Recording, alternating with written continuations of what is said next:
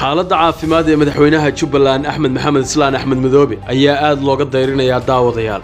intaanu idin gudagalin muuqaalka oo faahfaahsan waxaanu idin ka codsanaynaa inaad barteena Facebook aan ku leenahay qaranka TV Media iyo sidoo kale barteena YouTube-ka aad subscribe iyo follow labadaba dhahdaan siina share garaysaan muuqaaladan oo aad la wadaagtaan saaxiibadiina muuqaalkan si ay u helaan macluumaad ka qarsoon oo waafi ah aynu ku horeyna daawadayaal maanta waxa magaalada Kismaayo ee xarunta ku meel gaarka ah Jubbaland lagu aasay Ilaahay naxariistii jannaha ka waraabiye wasiirka arrimaha gudaha ee maamulka Jubbaland marxuum General Maxamed Warsame Darwish kaasi oo ku geeriyooday wadanka Jarmalka muddo isbuuc ku dhawaad ku siman ka hor marxuumka oo in muddo talaagad ku jiray isla markaana meedkiisa laga soo dejiyay magaalada Kismaayo ayaa waxa aaskiisa ka soo qayb galay kusimaha madaxweynaha ahna madaxweyne ku-xigeenka koobaad ee maamulka Jubbaland Maxamuud Sayid Aadan iyo waliba guddoonka baarlamaanka maamulkaasi xubno ka tirsan wasiirada iyo sidoo kale xildhibaanada labada gole ee baarlamaanka wasiirada ee Jubbaland ee maamulka Jubbaland iyo sidoo kale mas'uuliyiin kale oo kala tirsan wasiirada magacaaban ee xukuumadda federaalka ee Soomaaliya xubno ka socday xafiiska ra'iisul wasaaraha iyo sidoo kale xildhibaano ka tirsan labada aqal ee baarlamaanka Jamhuuriyadda Federaalka ee Soomaaliya dhanka kale maamulka Puntland ayaa wafdi ka socda uu soo gaaray magaalada Kismaayo si ay aaska uga qayb galaan waxaana ka xusi karnaa wasiirka amniga ee maamulka Puntland Cabdisamed Galan si kastoo ahaataba aaska waxa gabi ahaanba ka maqnaa madaxweynaha maamulka Jubbaland Axmed Maxamed Islaan Axmed Madoobe dadku waxay isweydiinayaan maadaama xubin saaxiib dhow la ahaa madaxweynaha maamulka Jubbaland waa Darwish Ilaahay ha u naxariistay uu geeriyooday xageebuu ku maqan yahay Axmed Madoobe maxayse tahay sababta uu aaska uga soo qayb gali waayay maxaase ku dhacay xaaladiisa caafimaad waa sidee dhammaan su'aalahaas jawaabahooda ayaynu idin haynaa xaaladda caafimaad ee madaxweynaha maamulka Jubbaland Axmed Maxamed Islaan Axmed Madoobe ayaa in dhawaalaba laga deerinayay sidii dhawaan aynu idin baahinay ama aanu idin sheegnay caafimaadkiisa ayaana la sheegay inuu liito xanuuno kala gedisan oo uu qabo oo la tacaalayay in muddo dhowr jeer in isbitaal loo dhigay dartood iyo sidoo kale arrimo kale inay ugu biireen xogo iyo warar dhameystiran ayaa waxay sheegayaan daawadayaal xanuunadii hore uu la tacaalayay inay ugu soo biirtay dhibaato kale oo ah in uu ka jabay dhabarka sida xogtu ay sheegayso sidoo kalena lug uu horay dhaawac uga ahaa uu ka dhuti jiray in uu mar labaad ka jabay taasi oo ay ka dhigan tahay in laba meel oo muhiim ah uu ka jabay waa dhabarka iyo sidoo kale lugta waxaana xaaladiisa caafimaad lagula tacaalayaa wadanka dibadiisa iyadoo xogo kala gedisan ay ka soo baxayaan wararka qaar ayaa sheegaya in sidoo kale isagana lagula tacaalayo dalka Jarmalka si qarsoodi ah hase yeeshee warar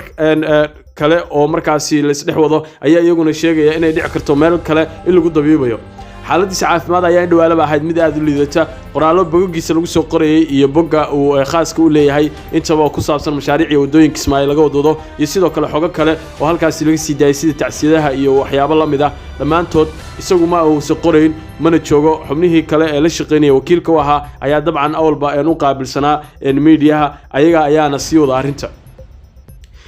waxa ay daawadayaal la sheegay in xaaladiisa caafimaad ay tahay mid uusan ayaantan ka soo kacayn sababtaasna ay tahay inkastoo uu jeclaa inuu meedka wasiirka arrimaha gudaha oo wax ka aaso haddana ay ugu suuroobi weysay oo ay maanta uu markaasi ku khasbanaaday inuu ka baaqsado meedka marxuum Darwish Ilaahay naxariistii jannaha ka waraabiye kaasoo maanta lagu aasay magaalada Kismaayo ee xarunta ku meel gaarka ah Jubbaland intaasi waxa uu sii dheer daawadayaal khilaaf aad u xoogan inuu ka dhaxeeyo isaga iyo hogaamiye ku-xigeenka ama madaxweyne ku-xigeenkiisa koowaad inkastoo Jubbaland uu sameeyay laba madaxweyne ku-xigeen oo digreeto isagoo ku magacaabo haddana madaxweyne ku-xigeenkiisa koowaad ee Maxamuud Sayid Aadan oo lagu tilmaamo in ay isla yihiin laba daba dhilif oo jaajuusiin oo u shaqeeya Kenya maadaama ay kharabudaad badan ay u geysteen ummadda Soomaaliyeed dawladnimadoodana in badan ay hor istaageen lana ogaa 5 sano dagaalkii juudiga ay ku bixiyeen dawladnimada 5 sano la soo dhaafay ayaa haddana daawadayaal madaxweyne ku-xigeenkaas maamulka Jubbaland waa Maxamuud Sayid iyo isagu ee ka dhex tufan tahay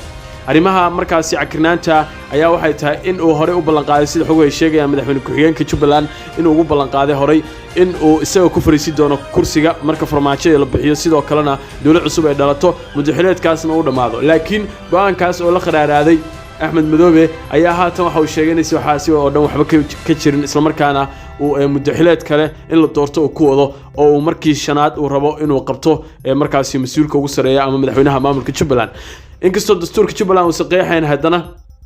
baarlamaanka Jubbaland ayaa lagu tilmaamaa kuwo xero ugu xareysan Axmed Madoobe dhawaan ayuuna horgeey rabaa arrintaasi waxaa isku dayay maxamuud sayid aadan inuu arrinta ayada ka hor imaado hase yeeshee awood iyo tabartoona uma lahan waxaana hadda uu isku dayayo inuu ka hor imaado sida golaha wasiirada loo maareeyay oo uu ra'iisul wasaaraha u dhisay isla markaana uu isu muujiyo in deegaanadiisa oo dulmi uu ka jiro oo xaq u raadinayo isagoo oo sidoo kale ku dayanaya madaxweyne ku-xigeenka maamulka galmudug shirar iyo waxyaabo uu ku ballan qaaday inuu qabto iyo weliba ka hor imaashiyo ayaa waxaa ka hoos baxay madaxweyne ku-xigeenka labaad ee maamulka Jubbaland kaasi oo ka hor yimid fikirka sidoo kalena taageeray golaha wasiirada iyadoo Axmed Madoobe weli uu yahay nin xaaladiisa caafimaad la tacaalayo oo aan isagu markaasi wax go'aan rasmi aan qaadi karin Axmed Madoobe ayaa laftigiisa shaki aad u weyn ka qaba Xasan Sheekh Maxamuud iyo ra'iisul wasaare Xamse madaxweyne Xasan Sheekh Maxamuud iyo ra'iisul wasaare Xamse inay rabaan inay bedelaan wuxuuna rabaa hadduu xaaladda caafimaad ka soo kaco inuu Jubbaland uu sii hogaamiyo 4 sano oo hor leh inuu talada Jubbaland uu sii hayo daawadayaal isagoo raba ka hor intuu arrintaas sameyn inuu baarlamaanka hor tago sidoo kale uu ka takhaluso Maxamuud Sayid Aadan oo qof kale xilkaas u magacaabo oo markaasi amarka diidaan ku sameyn sidoo kalena uu qabto xilka mar kale oo uu markaasi dastuurkana wax ka bedel uu ku sameeyo oo madaxa ku furan ay noqoto isla markaana markasta inuu soo laalaabo karo uu sii banaysto arrinta ayada way ka biyadiidsan yihiin madaxweyne Xasan Sheekh Maxamuud iyo ra'iisul wasaare Xamse labaduba iyagoo yaqaana jilaafada iyo dhibaatada iyo hurgumooyinka ninkani isagoo Kenya mar walba garab ka helaya laakiin haatan taageerida golaha wasiirada iyo xukuumadda ay dhiseen si waxay u noqonaysaa arrin siyaasadeed oo rajo ka qabo inay ka dabciyaan madaxweyne Xasan iyo ra'iisul wasaare Xamse lamana oga xaaladda caafimaad ee Axmed Madoobe ayaa bilooyin qaadan karta ayaa la leeyahay inuu si toos ah oo lugihiisa ugu istaago ama uu ku dhaqaaqo maadaama hore ninkan lug uu naafo uga ahaa daahaana oo 70 iyo dhowr sano jiro sidoo kalena lugtii jabtay oo mar kale daawadayaal markaasi ay ka jabtay sidoo xogtu ay sheegayso dhabarkana uu ka jabay xogta sababta keentay in dhibaatadan ay gaarto ayaa lagu tilmaamay daawadayaal in uu guri mutaleela oo kamid ah dabcan meelaha uu degan yahay ku nool yahay uu ku sibirraxday kadibna uu sidaasi dhulka haleel ugu dhacay xogta ayaa waxay intaasi ku daraysaa xaaladiisa caafimaad wadanka dibadiisa in lagu tacaalayo ilaa iyo hadda uusan u soo laaban wadanka sababtaasna ay tahay sababta uu aaska uga haray marxuum Darwiish oo aysan ahayn arrin sahlan maadaama sidoo kale daawadayaal uu in rajo ka qabay in uu wuxun uu sameeyo amaba uu ka soo muuqdo magaalada Kismaayo uu imaado hase yeeshee 6 casho oo meydka marxuumka talaagad lagu hayay ayaa la sheegay in uusan Axmed Madoobe waayadan iyo waayo dhowtoona uusan markaasi ka soo qayb gali karin aas iska daayay uusan lugihiisa ku socon karin ilaahay naxariis jannaha ka waraabi marxuumkaas maanta magaalada Kismaayo ayaa lagu aasay saaxiibaad isugu dheer ayayna ahaayeen isaga iyo Axmed Madoobe ayaa ummadda Soomaaliyeed gaar ahaan kuwa ku dhaqan Jubbaland isaga iyo kooxaha la shaqeynaya Maxamuud Sayid Aadan ugu horeeyay dhabaan dabadhilifka Kenya waxay u arkaan musiibo ummadda ku habsatay inuu yahay waxayna aaminsan yihiin dadka qaarkood in uu ay tahay xilligu dhaafi lahaa hogaaminta Jubbaland isla markaana qof kale oo wanaagsan oo ummaddaas ka naxaya ummadda Soomaaliyeedna ka naxaya talada uu qaban lahaa sidaad u aragtid fikirkan ugu wadaag hoos dibadda iyo Jarmalka iyo meelo ma artaa in loo qaado tabarna aan la haynin muslimiinta ma maqlayso ee dhigteeda ku dhacay aan ka codsanaynaa gabadha walaasheena miskiinta inay noo saacideeyaan oo ma artaa lambaraha shaashada loo saari doono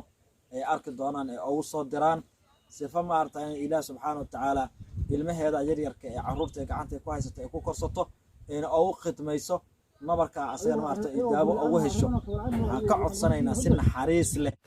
بسم الله Soomaaliya wada salaamay daawadayaal fadlan qofkii muumin Sheekh Cabdul Qaadir wax ku sadaqaysanay waxna u diraya lambarka shaashada ku qoran hoose ee Kenyaanka ah xiriyaha qotiga dhaabay ay ku sugan tahay magaceeda ugu hagaaji lambarkaasna inbeesaan ugu dir qofkii kalena lambarka hormuudka magaalada Kismaayo ayuu yaalaa wixii awood u dira daawadayaal hadda kor ayaan caawinay lacag 7,000 kaliya waxa uu tiri weysay process dibadda u socdaa fadlan ka qayb